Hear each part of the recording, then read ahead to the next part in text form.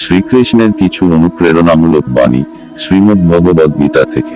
কর্ম করতে থাকো, ফলের আশা করো না, কারণ শুধু কর্মেই তোমার অধিকার, কিন্তু কর্মের ফলে নয়।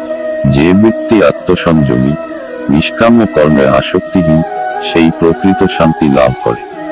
তুমি যদি তোমার চিন্তাকে স্থির ও শান্ত রাখতে পারো, তবে তুমি সত্যিকারের শক্তিশালী।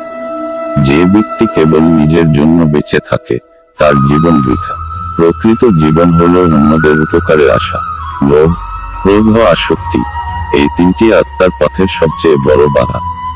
যে জন্মগ্রহণ করেছে, তার মৃত্যু নিশ্চিত, আর মৃত্যুর পর আবার জন্ম হবে। তাই অনর্থক শোক করো না। তুমি যা বিশ্বাস করো, তাই তুমি হয়ে ওঠো। তাই সর্বদা ভালো কিছু বিশ্বাস করো। মানুষ যেমন চিন্তা করে, তেমনই হয়ে যায়। তাই সদা পবিত্র ও উন্নত চিন্তা করো।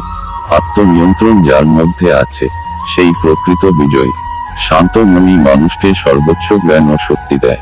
অস্থিরতা শুধুই বিভ্রান্তি আনে। শ্রীকৃষ্ণের এই উপদেশগুলো আমাদের জীবনকে সঠিক পথে পরিচালিত করতে সাহায্য করতে পারে।